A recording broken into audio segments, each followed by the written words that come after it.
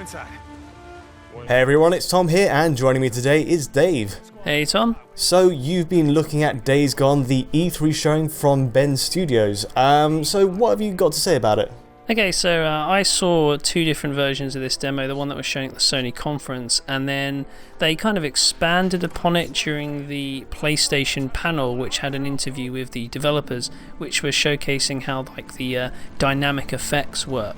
But yeah, more on that later. Before I get to that, I'll say that this is running on PlayStation 4 Pro in the 4K mode. Okay, when you say 4K mode, that can mean all sorts of things. What's actually going on here?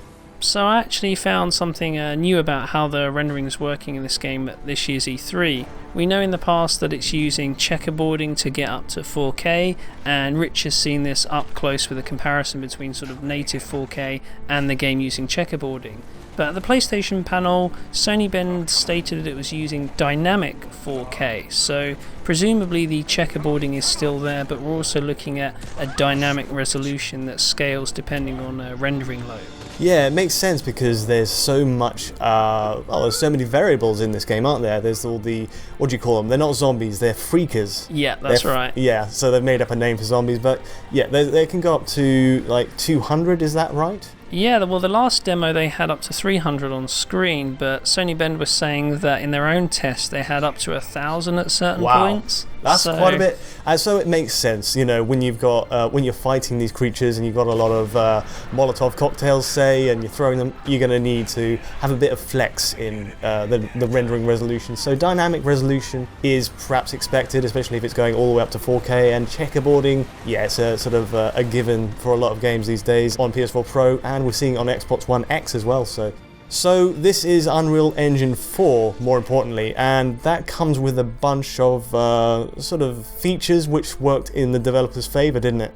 Yep, so Sony Bend decided to go with Unreal Engine 4 during the development process when they were still blueprinting what this kind of game was going to be, and Unreal Engine 4 basically allowed them to use existing systems in order to start working on creating the gameplay, the visual style, all of the core things that otherwise if you're doing your own engine you'd have to design from scratch. So it gave them a head start in order to prototype the game before they really got their teeth into making it. Yeah, it's kind of interesting because Sony Bend Studios are traditionally very well.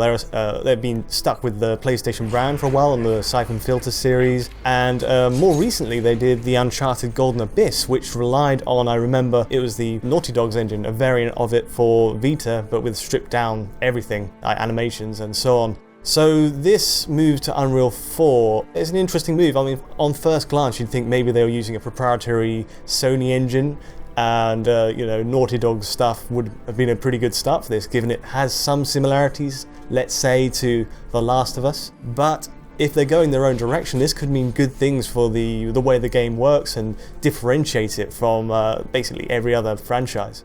Yeah, I think that was the kind of idea. If they're prototyping sort of new gameplay mechanics and new sort of physics systems, they wanted to see quickly how it would work. And I think what it's sort of done for this game is allow the developers to sort of implement more dynamic elements from dynamic time of day, weather, and physics-based destruction on a level that, if they're doing their own engine, would have maybe required a lot more work. Right, yeah, that makes sense. So every scenario could, in theory, unfold in a completely different way depending on, you know, when you try and what time of day and whether it's raining. And, you know, I noticed that the sound design is even affected in this game. Yeah, if you have, if it's sort of pouring down with rain, the sound becomes sort of muted, so you can kind of don't have to be as stealthy. And likewise, if it's snowing, that can obscure visibility with enemies, and also your visibility when you're sort of walking around. You don't want to run into an enemy camp or something, so it kind of that plays into how the gameplay can change. And I've actually seen this demo twice, once where it was snowing and the developers took like a different approach to the situation because they had sort of less visibility, more coverage to hide under. It's also cool that the engine is actually approaching a proper open world design. You know, you can go pretty much anywhere, or so we're told, and on top of the weather being dynamic, yeah, I mean, it's impressive that they've got all these elements in there. What about the frame rate situation? We can't judge this feed, can we? No, I noticed that there was a fair bit of stutter on both Microsoft and Sony's conference feeds. Does that suggest it was video encoded, so we can't even begin to assess what the performance is? I mean, it looks that way because the video I downloaded here was a 30Hz video. John provided a 60Hz video, but that didn't appear to be right in terms of the smoothness. So it's the frame pacing. Yeah, there was lots of little frame rate drops, but they could be caused by video conversion from 30 to 60 Hz and back again. We just don't know. That's the issue. So frame rate, we can't really say how it's performing unless we actually physically see it on the show floor and play it. Alright, so what else can we say about this? The sort of highlights of what they're doing here with the engine. Well, for me, it's all about the sort of different dynamic aspects, whether it be the lighting, the time of day, the physics, the way that all kind of interacts with each other. Well, my first impressions of the demo was, yes, all that dynamic stuff is really cool. I mean, I can appreciate the idea they're going for here. Sort of it makes the gameplay malleable, but I can see the individual parts of the lighting and the motion blur effect.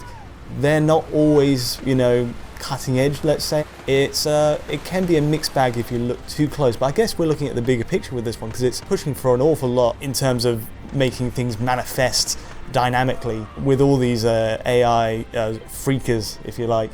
So yeah, in that sense it is very impressive, and I'm really excited to see where they go with it in the final game. But yes, what do you reckon about this, Dave? Kind of first impressions of this latest E3 showing?